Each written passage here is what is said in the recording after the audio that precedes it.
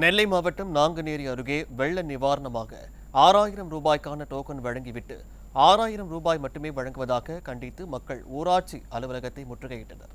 தெற்கு நாங்குநேரி ஊராட்சியில் உள்ள பல கிராமங்களில் மழை வெள்ளத்தால் பாதிக்கப்பட்ட மக்களுக்கு உரிய நிவாரணத் தொகை வழங்காமல் 1000 ரூபாய் மட்டுமே வழங்குவதாக கோரி பொதுமக்கள் போராட்டத்தில் ஈடுபட்டனர். விடியா திமுக எப்போது கொடுத்த வாக்குறுதியும் நிறைவேற்றாது என்பதற்கு இச்சம்பவம் சான்றாக அமைந்துள்ளது. நாங்கள் 6000 தான் தருவாங்க என்று எதிர்பார்த்த நிலையில் இப்போ 1000 ரூபா தான் என டோக்கன் தந்து எங்களை மிகவும் கவலைப்பட வச்சுக்கிட்டாங்க. அதனால் இப்போ 1000 தந்துட்டாங்க, மிச்சம் 5000 இப்போ எங்கே? அதனால் இப்போ எங்களுக்கு 6000 தரும் வரை நாங்கள் போராடுவோம். எங்களுக்கு 6000 தரும்னு சொல்லிட்டு டோக்கன் கொடுத்தாங்க.